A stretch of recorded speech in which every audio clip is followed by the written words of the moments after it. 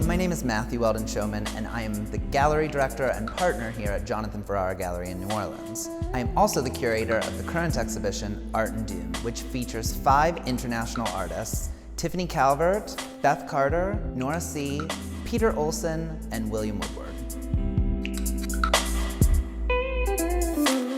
The exhibition title is derived from the nationwide museum event Art in Bloom, which takes place during the springtime and celebrates rejuvenation and rebirth, often connotated with the season. In this exhibition, I seek to reject this idealization of springtime, taking on such subjects as political corruption, gender inequality, religious pathology, and the human condition.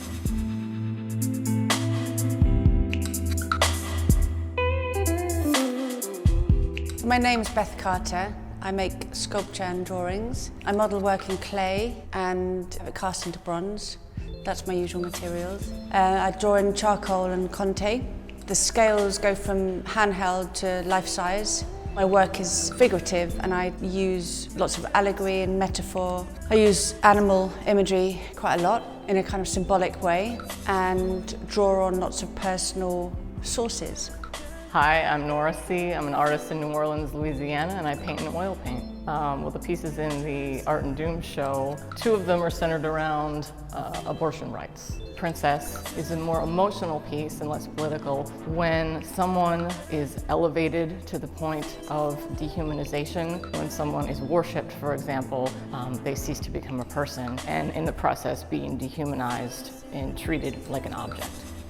I'm William Woodward, and in this series of the 7 Deadly Sins, I wanted to use the figure to tell a story, but not to preach about sin or anything like that. The 7 Deadly Sins was a challenge I set myself. I wanted the figures to be about something and not just the human figure for its own sake. I thought, how about the way Fellini would do it? Or how about the way that they would do it in Berlin with Kurt Weill, the Drei Gaussian Oper? So there's a tradition of the 7 Deadly Sins. And I also was inspired by some murals I painted that are now in the Ringling Museum in Sarasota, Florida, The Greatest Show on Earth. And those images crept into the paintings of the sins. 2 of these sins are shown along with this grand finale, the concert of the sins.